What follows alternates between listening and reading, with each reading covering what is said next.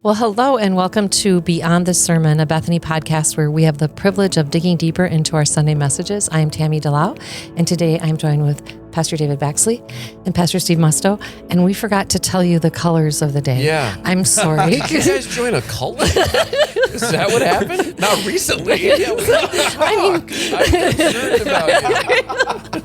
I don't know what we were thinking. It's spring. I don't know. What were you thinking? I was going for comfort, so. I was going to work. There you go. There you go. This is the time of year, though, when I don't know how to dress because you leave the house Yep. and it's 50. So true. And then when we walk to our cars at the end of the day, it's 72. Yep. And I don't know what to do. Me either. I feel like that driving my motorcycle. I leave the house and it's 40, and Yeah. who wants to drive their motorcycle? You're I walk freezing. out, I'm wishing I was driving my home 65 that afternoon. Yep. I am packing to leave this weekend to go love my mom, and it's going to be beautiful today. Saturday, it's like the high of 44. I'm like, seriously? I have to pack like nice things and a winter coat? But yes, I do. I'm glad you're going to go love your mom because you don't love her when you're away from her. You're You right. only love her. It's very You have to conditional. be nearby. It's a proximity love. Yes, it is. It's like a magnet. Well, let's jump in and talk about these churches.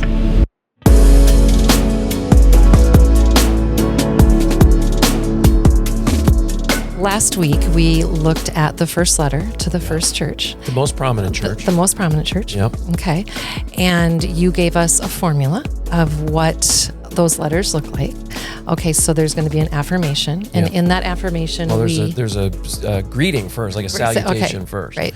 which oh, I missed that. we tend to skip over it in like all Paul's letters and whatever. But in this case, it's really important because Jesus, every greeting is different, and it's specifically related to what the church is experiencing or what he's going to tell them to do. Okay. And then we also see a picture of who Jesus is, right? In that, Yeah. okay. And then they are going to be rebuked Yep. after they're told what they're doing right. Yep. And then they're going to be challenged. What he wants them to do differently. And then if they disobey, there's going to be a consequence that's going to be shown. And if they obey, they're going to see the reward. So those are kind of the five The things. stick and the carrot. Okay. Yeah. Okay. So not all of the churches have all of them, and we're going to get an example of that This this week with week. Yep. Smyrna. Okay. Because Smyrna does not get a rebuke. rebuke. Right. Okay. And interesting. Okay. Yeah. But still, something hard is there. But something really hard is there. Oh, that's good, David. Yeah. Yeah. Yeah, so we get to talk a little bit more about Smyrna and what they're going through. It seems like an unfortunate name. Just going to say Smyrna. Yeah. That's a name. Well, we'll meet Smyrna. We'll meet Smyrna Myrna this Okay. week. Okay. Smyrna, Okay, I like Smyrna, that. She's Myrna. our character. Okay. Yeah, that's what was it? Ephesians Stephen? Is that what we? Yep. That was good. Good. I didn't like that. I resonated with him a little bit. That was rough. So Well, I based a lot of them on you. did you? Yeah. But used your name? So there you go. Actually, at one point, And Amy he said, looked like Cooper from our staff. So the three of us There kind you of like. go. at one point, melded Amy's like, together. wait, is Steve giving his testimony? Like, she was looking. I'm like, no, just. But so hard because there is that tension. I know I've talked to you guys just wanting to make sure that our people do have sound theology, but not at the expense of being like the grammar police and spanking people, but for them. So yeah, like I totally get how that church fell that way. Yeah, they were in the midst of a real challenge. And I think I resonate with Ephesus having lived in Madison. Okay. And I'm not picking on Madison. It's because it's a great town, but there's just a different kind of pressure there. I think anybody who lives in a place, Chicago, there's a major financial center in Chicago. There are churches that are trying to do ministry down there. And there's a different kind of pressure that they feel with investment bankers and stockbrokers and all these folks who work in the financial industry. They're just surrounded by something that's a little different all the time. And Ephesus would have been a real challenge, in part because there would have been also just such a heavy Roman presence there, and it was a place that a lot of Romans went to. It was a beautiful place, and so people would go there and end up, Roman soldiers could retire there. And so it was heavily patriotic Okay. in its makeup. And so therefore the church wanted to insulate and protect and make sure they had like a magic shield around them with their rules and their laws and sticking to. It was the overcorrection. They sensed the world creeping in, and they got afraid, and that's understandable. They saw some things starting to creep into the church. They're like, wait a second. And, Jesus says, you guys have great theology. Theology is good. You're concerned about your theology. It's a good thing to be concerned about. But as a result of that, you've become about the theology. And maybe it's the ivory tower academic who loses their faith because they're so caught up in what does the Greek word mean, they forget it's about this is who Jesus is. Okay.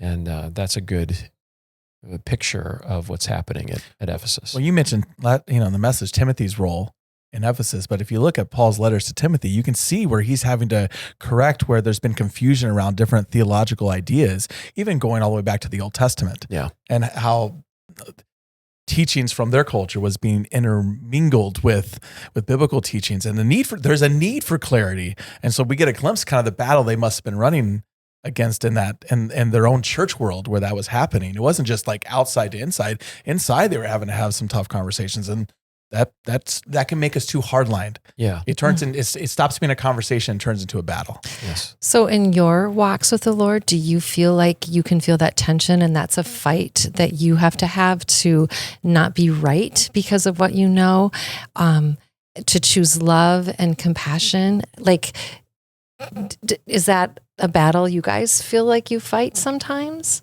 Yeah. I mean, Okay. And I'll tell you, when it was worse, when I was learning as a seminarian. Okay. And I would learn all this stuff. And then I would come across people who didn't know the stuff that I knew. Okay. And I would want to share the stuff with them. But in some cases, it was coming out of this, look how much I know. And I will often coach, I think David's probably been in the room when he's heard me do this, but I've coached some other younger pastors when I've said, don't worry about telling us how much you know. You're trying to make us think that you're smart. We know you're smart. Okay. There's too much material here. Not all of this is relevant for everybody. You're going to have to get selective about what you share when you're preaching or whatever. Okay. And that is part of this is, there's a theology behind this, but you also have to, it's okay to let people be on the way in their journey. So, and if we spank them, they're going to stop. They're not going to be honest. At least we can know where they stand and have a chance to shepherd it. And it is this is a process. Not everybody is as far along in the process as we are. And so there are coaching someone in the faith is often kind of nudging them onto, well, that's an interesting, they say something and maybe it's wrong theologically. We know it's wrong theologically. We've got chapter and verse. So I can't gong them. And instead of jumping on them and saying, hey, you're wrong, which has a tendency to shut them down. Yeah. Absolutely. Hey, let's talk about that. And maybe that is not important enough to correct in that moment even. Okay. Just let that go. And that takes maturity and discernment and all kinds of things. And that's one of the things that seem to be lacking in Ephesus is it's the love for people. Like, do I love this person more than I feel the need to correct this person? And so in the wake of the message on Sunday, I did have a few people come up to me afterwards and say that was what they were kind of experiencing in their own spirit, their own soul was this. I think I'm falling in love with the rightness of God's word, the rightness of the correct theology more than I'm in love with Jesus, which means I don't have the proper love for other people. I remember in high school, there was a conversation I was having with some, I think it was a mentor and a friend. And, somewhere in that conversation it was stated, 50% of what I think might be wrong, but I don't know what 50% that is. Right. I'd change it if I did. did. Yeah. But if I need to have conversations knowing it's possible 50% of what I believe might be wrong. And it just, I haven't always practiced it well, but I try to keep that in mind. Like, I don't know where I'm wrong, but I'm wrong somewhere. They don't know where they're wrong. They're wrong somewhere. But it puts us on the same playing field. It doesn't matter how much experience I have or how much study I have. There's still areas of my life or my knowledge or my understanding or my interpretation that has some wrongness to it. And that, I think, keeps us all on the same place. It keeps us on the same level, and therefore our conversations can shift in how we have them when we think of it that way. You know, I think as a young pastor, as I look back on myself, I knew I didn't know a lot, and I always felt like I knew the least of everybody in the room. And so I had this humility, but I didn't have any knowledge. And then I started to gain more knowledge. But as I gained more knowledge, my humility started to shrink. And so the practical result of that was maybe what I was saying was right, but the way I was saying it was wrong. And if you don't get those things in balance, then you end up with jerks. You end up with people who, hey, absolutely, what you're saying is probably right, but I can't hear anything you're saying because you're a jerk. Your delivery is bad. Yeah. And so we ideally those two things grow at the same rate, that our humility continues and we get more and more humble, and our knowledge increases. And prayerfully, that is part of the sanctification process. And so how were you challenged by that? Did you have someone who came alongside you and said, "See, Steve, you're being a jerk"? Oh yeah. Okay. Many times. Okay. Many people spoke truth to me. Some I could hear, some I couldn't. The big moment for me, probably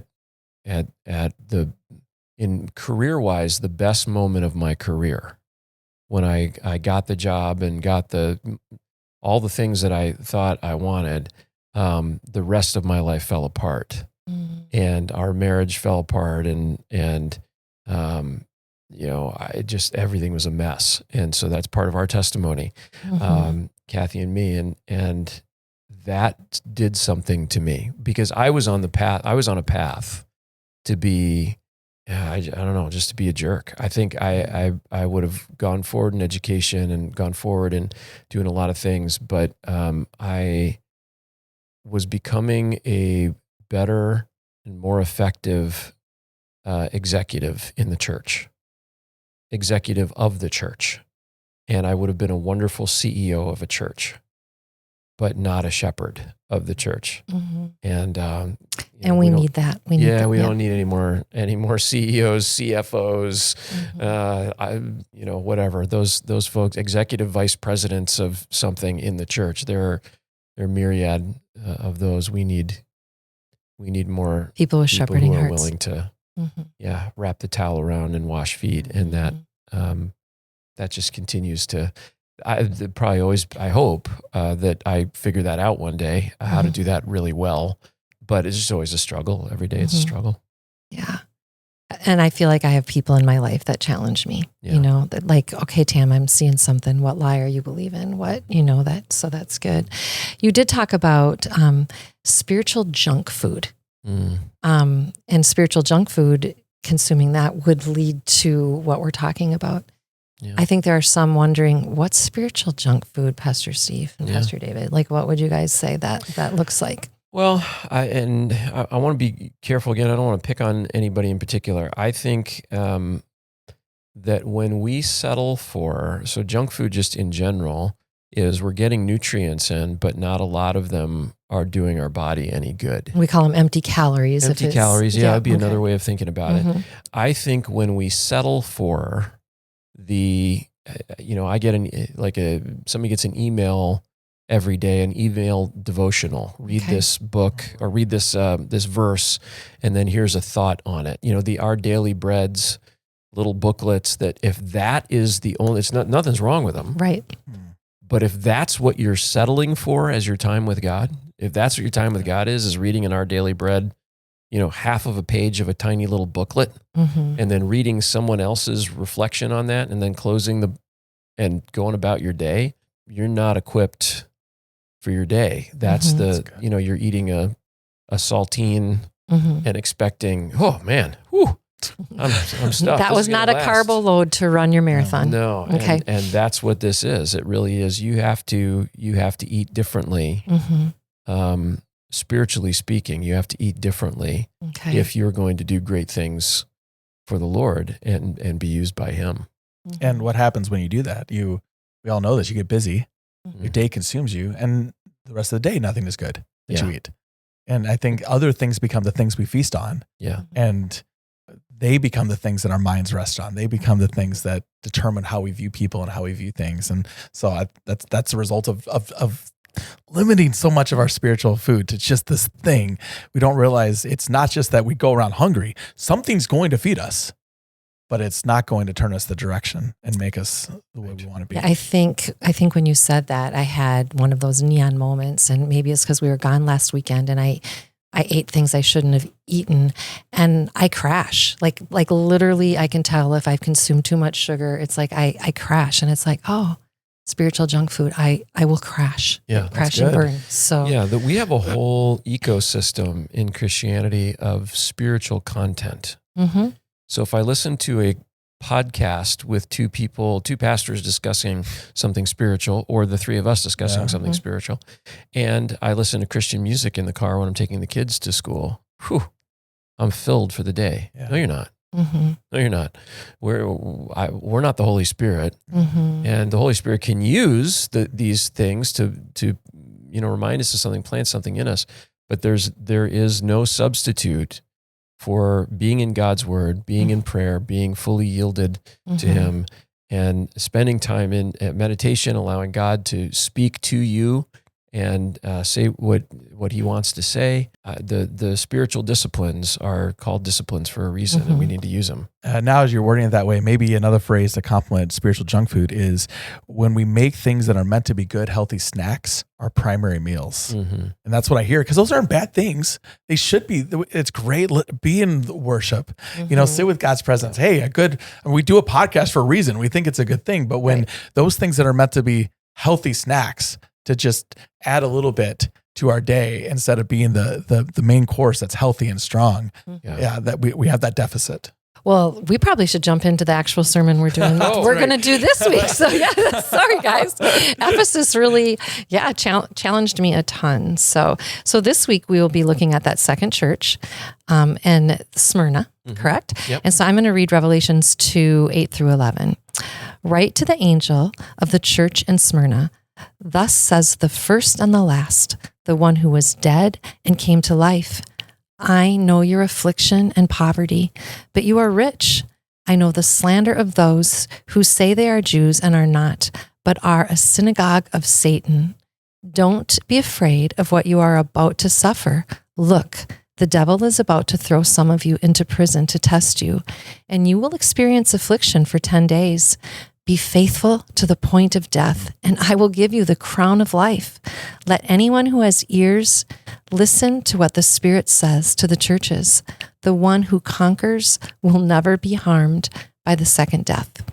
So if we just start with, let's look at how they're referring to Jesus. We see that He's the first and the last, the one who was dead and came to life. Yeah. So that's Revelation 1, verse 17. John falls at His feet.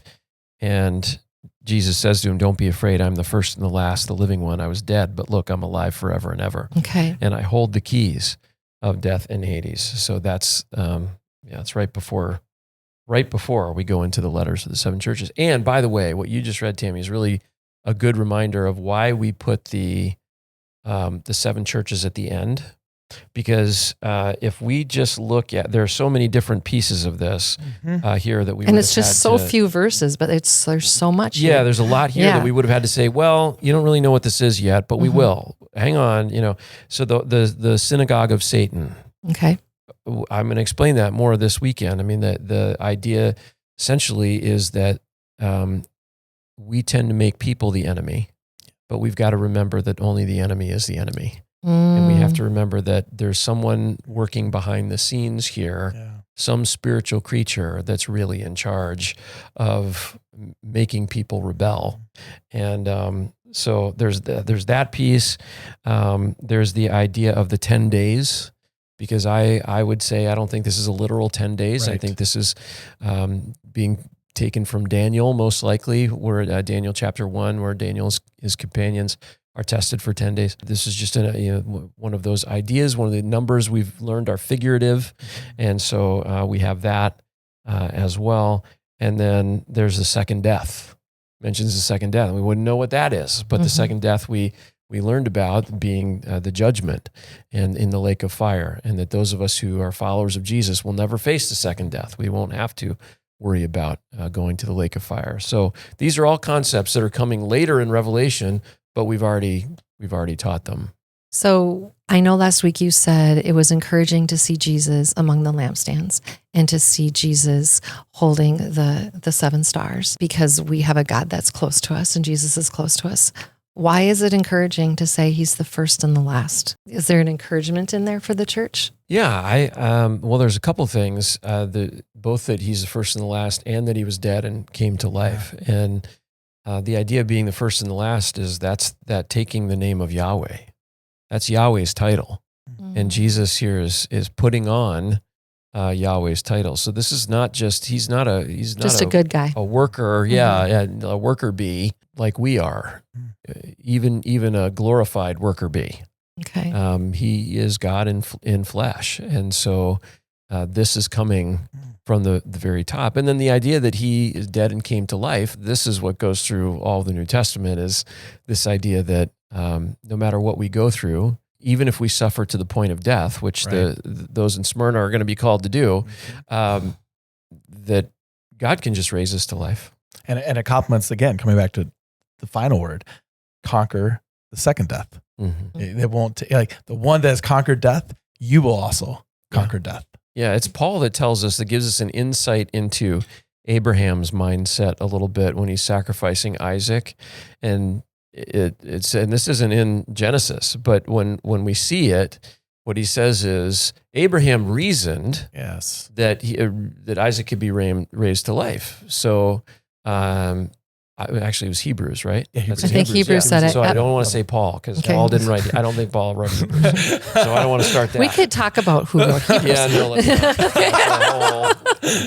not. But the reasoning was that Abraham knew that, God can just raise him from the dead. It wasn't quite that flippant, dismissive, but that's the idea. And that's the idea here, that Jesus is saying, hey, God raised me from the dead. I can also raise you from the dead if you will follow what I'm saying. So no matter what you suffer, there's only so much you can do. I'm always reminded, when I read these things, I'm always reminded of the stories of the people who were prisoners of war and then came back, Vietnam or whatever it was, and they came back and they tell their stories. And many of them who were believers or rediscovered their faith while they were prisoners of war talk about how they would encourage one another by saying, all these things that they're doing to us, this is just our bodies. They can't really hurt us, though.